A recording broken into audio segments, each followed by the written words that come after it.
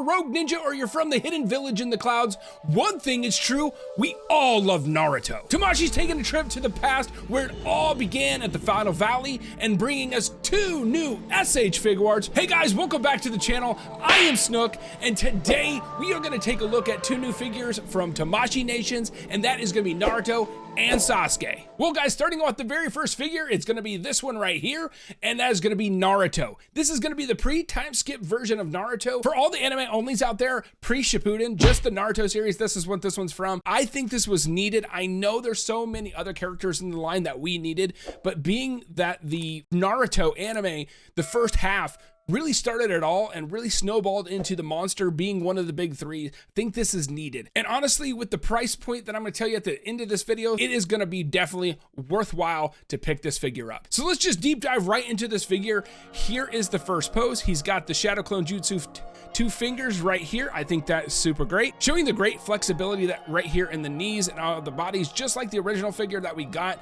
a couple months back, the new Shippuden figure. If you haven't checked that one out, I've got a review right here on the channel. I'll put a link down in the description below.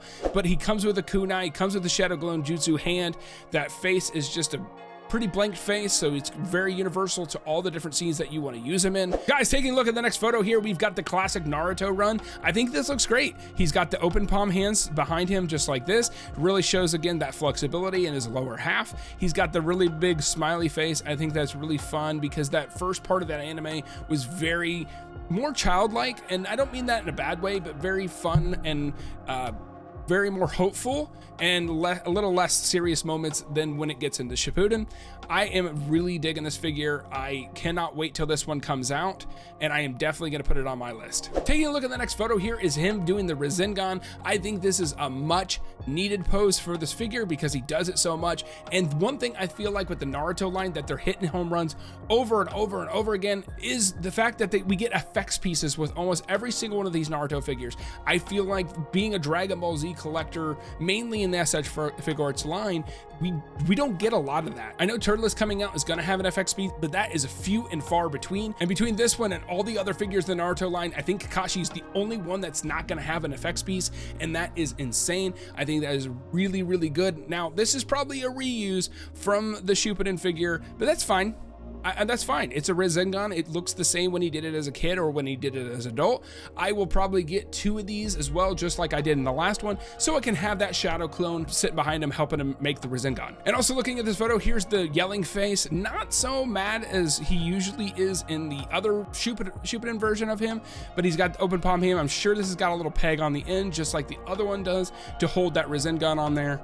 And of course, he's got one of the left fists there. Looking at the next photo here is a really awesome pose, really awesome faceplate. We've get the Nine Tails Fox mode. He's got the eyes, he's got the fangs, he's got actually 2 new hands, 2 new hand molds specifically for this figure, and it's going to be his claws. I think this one's super cool. I think we get everything we want. And one thing I did not mention in the other photos that it just stands out to me is his tassel right here off his arm. This one did dangle down and have like a red and white, I'm not sure what that was, hanging off at the end, but in Shippuden it is all contained into just there's nothing hanging off. So they did capture that, and the detail that Tamashi is getting in with all these face prints that they're doing and all the details in the costumes and with the bag with all the ninja tools and the kunai thing off his leg. They're getting that detail bar so high that it's going to be really easy to recreate your favorite scenes from this anime. Looking at the next photo here, it looks like he's jumping across the rooftops. Looks really great. He's got the left fist there, the smiling face and open palm hand like we've seen in the running pose before, so it's the same hand there.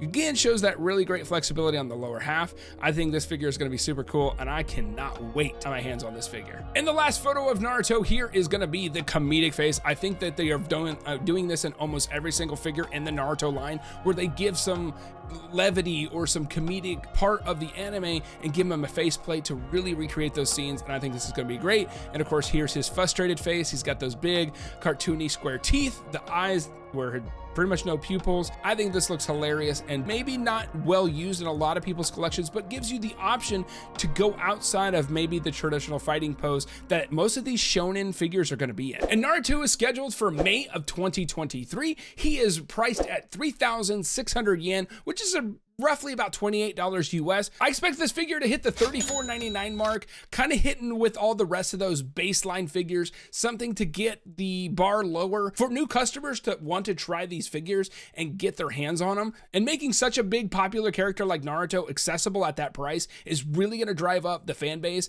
and maybe get them a little bit more invested to turn around and try to sell maybe a little bit more of a niche character or bigger character that's going to cost in the $70 range. That's especially what's happening with Dragon Ball right now, is they're hitting all those $70, $80 figures. And I think this is a great way to have the people that are interested in these figures but also don't have to break the bank, but they're also not held from the high prices to get their favorite characters like Naruto. Now, where would Naruto be without his inseparable bond with Sasuke? And let's take a look again right off the bat. First photo, look at that beautiful Chidori.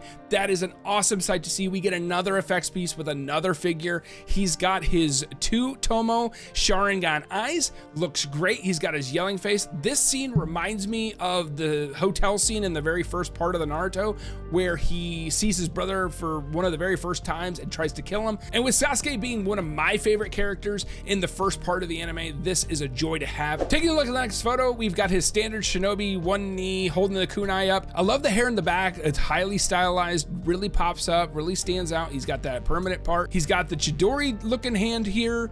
I don't know if that Chidori is just going to slip over top, or if it's also going to have a different hand that has a peg hole, and again has that highly flexible lower half, just like all the Naruto line does. And looking at this picture, again, another effects piece. This is fantastic. We get two effects pieces with this Sasuke. We've got the fireball jutsu and we get the Chidori. This is unheard of. We get a little bit of a stand here with a peg that's going to hold up that fireball jutsu. We get the blowing face here, so he's able to actually recreate the fireball jutsu hand and the blowing gesture, which will create that jutsu. This is fantastic. This is unheard of. Like I said, being in the Dragon Ball line, I don't get stuff like this. This is awesome. So I am super on board, and I love the direction that Tamashi's going, giving you a lot more options inside of one figure to put them in dozens of scenes. And looking at the next photo, here's another surprise that I did not see coming, and we get the Demon Wind Shuriken. This thing is massive, and another accessory with Sasuke. This guy is going to be insane. I cannot wait for this figure. This is blowing my mind with all the different things we get with him,